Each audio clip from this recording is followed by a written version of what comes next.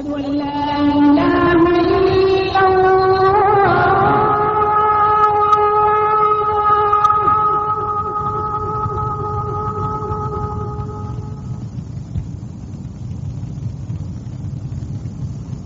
أن محمدا رسول الله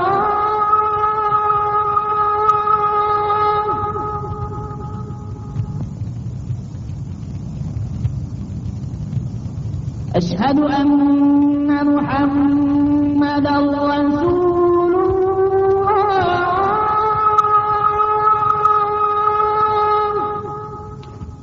Assalamu alaikum, peace be unto you. We're back for another episode of Islam in Focus. We have our 32nd program in our series dealing with the sources of Islam. Today we'll be discussing the topic of the contents of the Quran as a manifestation of its source. I'm your host, Hamid Rashid, and I have joining me on the program as usual, Dr. Jamal Badawi of St. Mary's University. Brother Jamal, Assalamu alaikum. Wa alaikum assalam wa rahmatullah. Can we begin today's program perhaps with a brief comment as to how this program relates to the present series that we've been dealing with the sources of Islam? Okay, well, in the beginning we said that sources of Islam in the first place really is dependent heavily on the Quran, the word of Allah. And so far in this last 31 program, we have been dealing with one single question as to how do we know that the Quran actually is the word of Allah, not written by Prophet Muhammad, not copied or adapted from previous teachers or scriptures. And we have approached the answer to that question from a number of angles, from the historical point of view, logical. We have talked about the scientific challenge in the Quran that shows again that the Prophet would have not known this information, which shows that it came from the Creator. We approached that from the linguistic standpoint, that the style of the Quran is totally unimitatable and there's absolutely nothing that comes close to it, which again reflect on its source. And so far really we have been dealing with something about the Quran rather than the content of the Quran itself.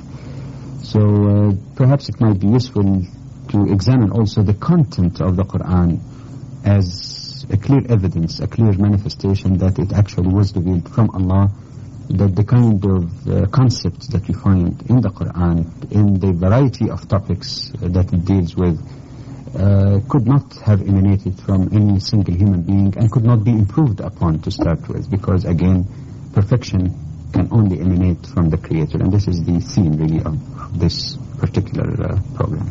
Well, perhaps we could begin with an examination of some of the issues that you've raised, beginning with the conception about God or Allah. In what sense is the Quran the ultimate explanation in your view? Well, to me, one reason why I believe the Quran could have not been authored by any human, that it emanated really from the Creator, is the fact that when you look into the Quran as to how it explained the notion or the concept or conception about God or Allah, you notice that it's something that really strikes a chord with the upright human nature and human instinct, if you will. All humans, regardless of the location where they are born or live, have this instinctive, natural, innate feeling of the existence of the Creator. The Quran makes several references to that and capitalize on them. But not only does the Quran speak about the existence of high or the supreme being, it avoids the deviations, aberrations or errors that has taken place throughout history in trying to understand that supreme being, or try to understand something about him, because you can never understand his essence. On one hand, we find that the Quran rejects the notion of denial of the existence of the supreme being, or the claims that everything was created just by chance. And the Quran makes the appeal even to the skeptic, emphasizing over and over again the unity in the laws and natural operation of the universe. And that's something again that science has been discovering more and more, that there is some central organization and interconnectedness between the various aspects of creation. And of course, if you have this unity in creation, then it must have emanated also from the one God who has no one sharing with him any other will or any other responsibility. So that the concept of monotheism in Islam is a scientific concept, if you would. It's based on this human deduction that we can easily relate to. It avoided also another deviation of another sort, the belief in the more than one God, or polytheism, because again it relates to the same issue, that if you have one God for good and one God for evil, like in dualism, you can't really have coordination in the universe. If you have so many gods, then you have so many wills, so many ultimate wills, and this cannot be reconcilable. So in that sense, it is not just monotheism, it's monotheism that anyone, regardless of his level of understanding, can relate to and find a sort of positive reaction to. And again, the Quran constantly emphasizes this principle. It avoids the aberration in history in trying to materialize God or perceive of the Creator in some physical form, whether that form is an animate or inanimate object. The Quran over and over again negates various notions of idolatry, or taking icons representing God, or believing in some heavenly bodies as having any divine power like the sun, the moon, or the stars, avoiding the belief in God as incarnating in some human or physical or animal form, avoiding all deviations such as the worship of saints or human beings, even if they were prophets, great as they might have been. The Quran is quite clear on that. It leaves no confusion in the mind of the reader. On the other hand, we find also the various notions that existed throughout history and maybe still exist until today, of admitting monotheism in some form but not really perfect form, while believing in the same time of some intermediaries who have the authority and power to act between the human and the Creator. And the Quran is very clear. Again, there is nothing called minor gods or demigods or intermediaries between man and God, because it's either the Creator and the creatures, but there is nothing really in between. In general, we can find that the Quran emphasizes also the proper attributes of the Creator. On one hand, there is the emphasis on the transcendence of the Creator, that he cannot be similar to any of his creatures, which is very sensible from the standpoint of even the scientific mind. On the other hand, it does not present Allah or God as some vague, remote concept, but as a personal God to whom we relate. The Quran emphasizes frequently the personal or close relationship with the Creator, the attributes of mercy and forgiveness as much as the attributes of might and greatness and absolute will and power. So there is no lack of balance between transcendence and personality or closeness to the Creator. The Quran emphasizes the universality of the Creator. And again, you compare that with other forms that some people believe are also monotheistic, you find there's a big difference. There is nowhere in the Quran that you find an analogous to God of Israel, for example. There is nothing called God of Quraysh or God of the Arabs or Muslims, always speaking about the God of the universe, the God or Lord of the entire mankind, from the beginning to the end of the Quran. And that makes the call of the Quran a universal, a noble, lofty type of notion that all human beings can unite around and relate to easily.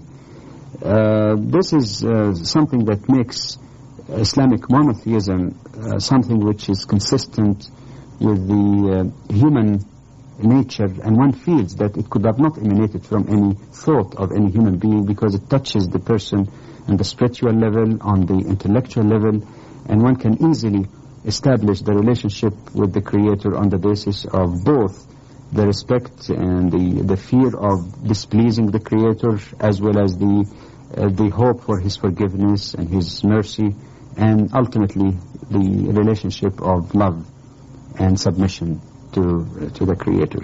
Again, I don't think that any human being or any philosophy can really measure up to that standard and that purest form of monotheism that appear in the Quran, which again shows to me its divine source. Mm-hmm. The question of prophethood and revelation is another related issue. What, in your view, is distinctive about the Quranic explanation? Well, to start with, the Quran makes it clear that the fundamentals of the faith can never be contradictory between one time and the other, or one generation or the other, because the source of all revelation is the Creator Himself. The Quran emphasizes a very noble concept about prophets, that all prophets are one brotherhood in faith, and that their essential message was essentially the same, and that what we see today by way of variations or religions in the plural is not really the responsibility of those prophets. It is the responsibility of those after them who either deviated from what these prophets taught, forgot part of their teaching, or mispresented or misinterpreted their message. In some cases, even some people with vested interest might have concealed the truth from the people. In some cases, it might have simply been the notion of mixing the pristine and pure message of those prophets with the ideas and interpretation of humans, even with good intention. The Quran then presents its message not really as something competing with what was revealed to Moses or Jesus, not negating the essential truth revealed to them, but in fact restoring that essential truth to its original and pristine form, completing it. It teaches that those prophets were neither sinners, as some people might perceive of them, committing highest crimes and still claim to be prophets. So, nor does it go to the other extreme of deifying or worshipping those prophets. It provides a clear explanation of what people usually refer to as miracles that these prophets performed, and showing again that those miracles were not of the power of those prophets. Each prophet had a different miracle. The prophet Moses had great miracles similar to the great miracles that God gave to Prophet Jesus. But the notion of the miracle is that it is by the power of the Creator of those prophets, not in their own individual power, indicating again that these miracles, stunning as it may be, or as they might have been, do not really constitute the core and the essence of the mission of those prophets, but to establish an evidence against those skeptics. And we have said that we have, from the analysis of the Quran, it is the greatest and permanent miracle, really, that shows the genuineness of the mission of the last prophet, Prophet Muhammad, peace be upon him. To put it really in a nutshell, we can say that the Quran invites all mankind to a real religious unity on the basis of the firm, pristine, undistorted, unadulterated revelation of the Creator, which is both authoritative and authentic at the same time. It invites all mankind to rise above the narrow concerns and interests of religions in plural, and remind people that there is only one way of life that God has ordained and has revealed to all of these prophets throughout history, as the Quran put it. That is the way of submission as perfected through the last prophet, Prophet Muhammad, peace be upon him. One of the main issues facing any religion, or philosophy for that matter, is the nature of the human and his or her relationship to the universe. What's the Quran offer with respect to that? How does it differ from? How does it differ? Well, the basic difference that one is really struck with when he reads the Quran is you can see exactly the kind of balance, the kind of reasonable approach it takes about explaining the human nature vis-a-vis ideas that existed in previous religions or philosophies, or still exist even until today.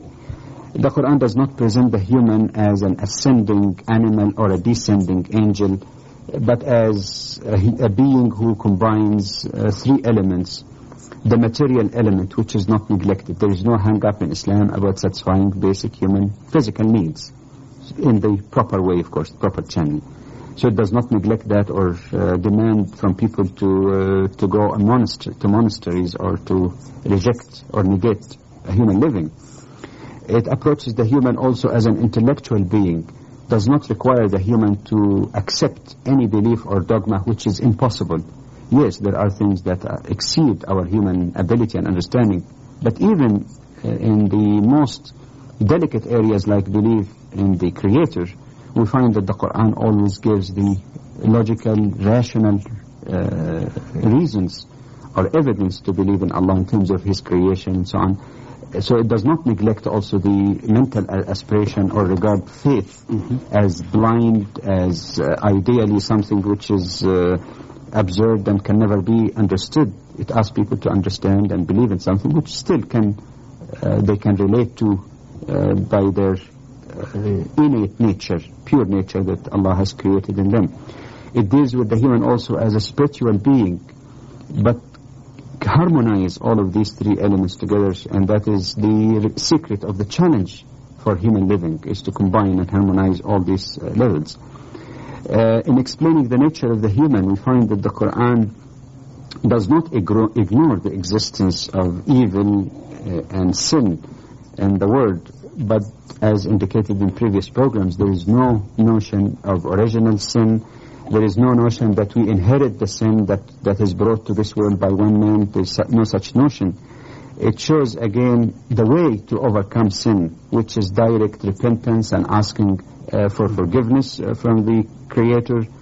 It indicates that human existence on this earth is not simply because of that sin, but that we are created in order to fulfill certain responsibility, to be the trustees of Allah on earth, that we are stewards or trustees.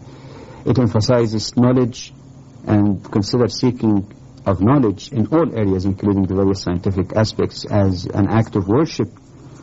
It teaches the human how to utilize the resources available in the universe and use it wisely. It teaches kindness even to animals.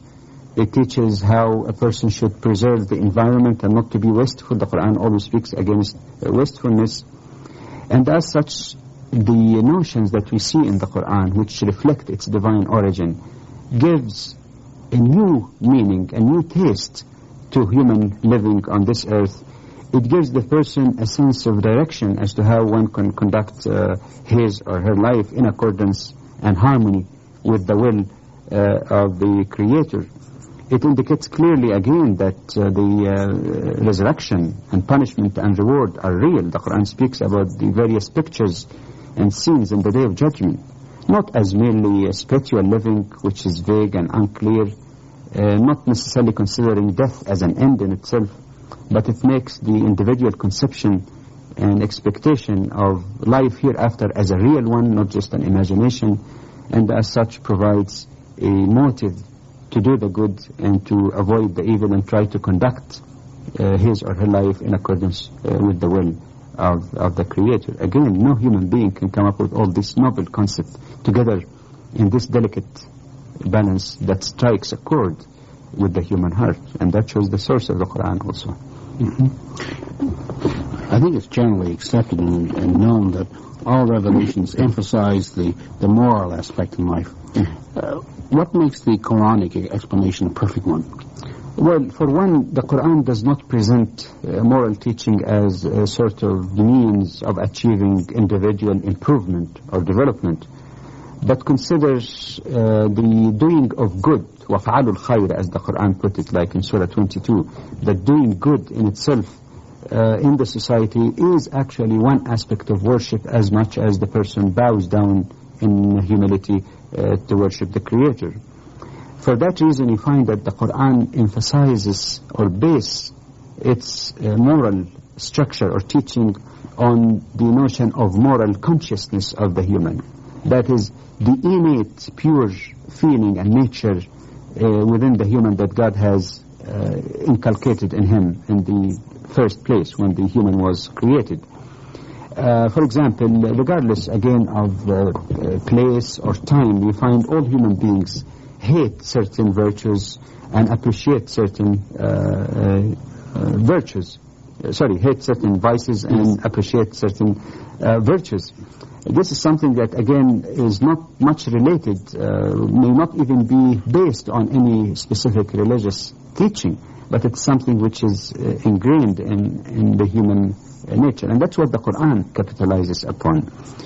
For example, when the Quran uses the term of ma'ruf and munkar, things which are customarily known as decent and correct, things that are known to be evil and improper, the Quran also presents these moral virtues, and that's something also of the universality of the teaching of the Quran, that all of these moral virtues constituted actually the basic mission of all prophets prior to Prophet Muhammad, the last one, peace be upon them all, like Abraham, Moses, Jesus, Isaac, Ishmael, Jacob, and so on, the Israelite prophets. Furthermore, we find that the Quran ties between the punishment and reward, and as such provide for a sense of justice that will be done after all. So on one hand, it does not say, like some say, that there is no resurrection and no reward, and that the hereafter is only something that will take place in this life during our lifetime, because that leads to greed. It loosens the moral control and moral consciousness of the individual, because after all, punishment and reward is here. On the other hand, it does not consider death, as mentioned before, as the punishment in itself, but rather we find there is a connection between moral and social responsibility and the punishment and reward in the hereafter. And that, of course, is consistent with the divine law of not equating good and evil, of not equating those who work hard and those who just, do evil and do not fulfill their responsibilities.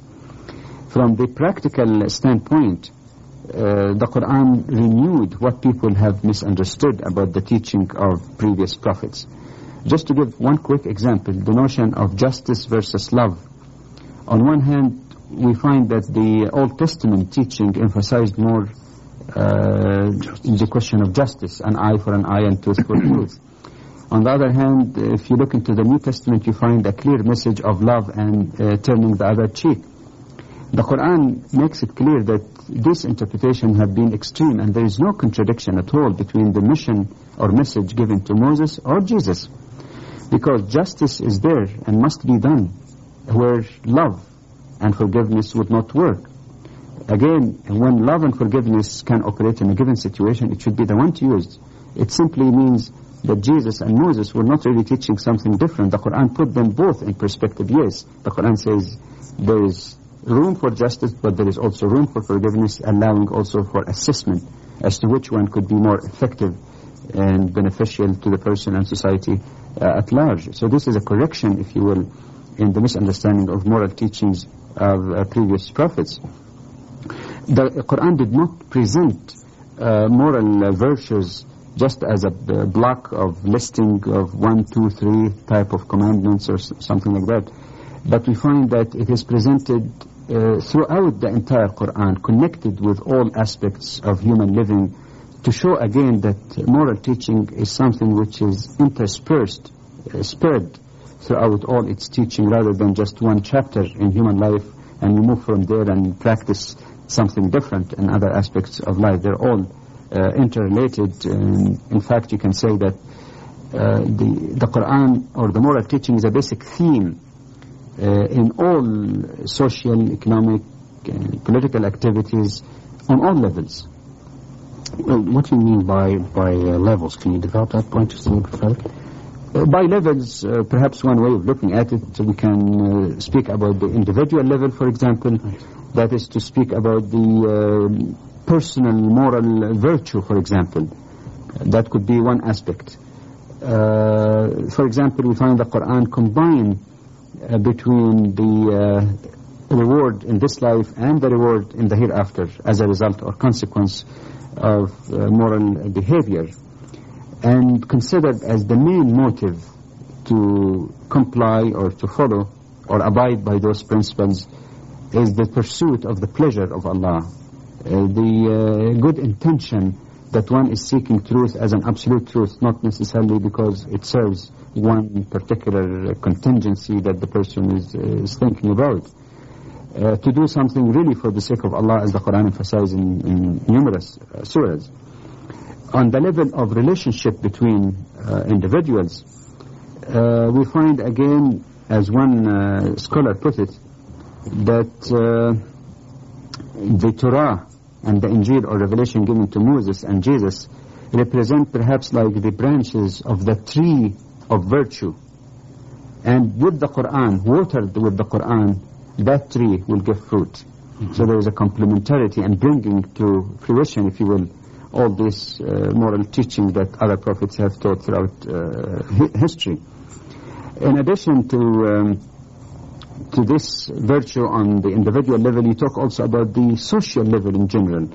For example, in the past, we find that there have been some kind of barrier between the, like, let's say, Jew and Gentile. There have been sort of, lending with interest to the non-Jew, but for the Jew you shouldn't lend with interest. There have been sort of concern about protection of one particular group of people.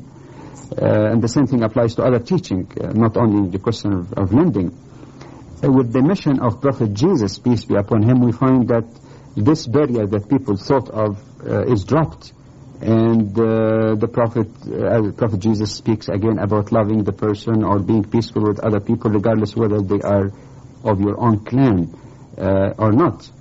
In other words, you can say that the purpose in the Old Testament was to achieve the social interest in general, not just of one group vis-a-vis the other.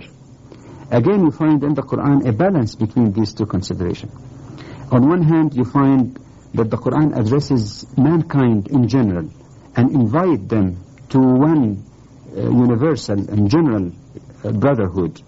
On the other hand, within the boundaries of this brotherhood, it also emphasizes the protection of the community of the believers without necessarily having a barrier between believers in one particular way of life and others. So it combines and balances those two considerations. And also on the, let's say, on the international level, if you want to look at it this way, we find again it organizes the law of morality as it deals with these universal issues. So what I'm saying basically is that the moral teaching does not only just look at one narrow aspect, but looks at the individual, interrelationship, inter-society, and relationship between societies in the more universal level. Mm-hmm. Well, we don't have a lot of time remaining in today's program, but perhaps I could ask you to in a summary way, examine the topic from another angle, and that is the Quran is the basis for a complete way of life, perhaps commenting on from a social aspect and maybe economic and other ways if we time permitting. Sure. To say that in a very, very capsulized way, and I'll give you a reference immediately after I finish this, from the social standpoint, we find, for example, the program for freeing those who were in bondage, the emphasis on the social responsibility of human beings, the emphasis in the Quran about social justice and charity through various means. Some are compulsory, some are optional. The emphasis in the family, on the family as the cornerstone of any healthy society and restoring the dignity of women, and we have discussed that in some detail in the social system of Islam, previous series. In the economic level, the emphasis again on encouraging people to be productive on one hand and to satisfy their need and instinctive desire to have property, on the other hand, to keep that within the boundaries of social concern.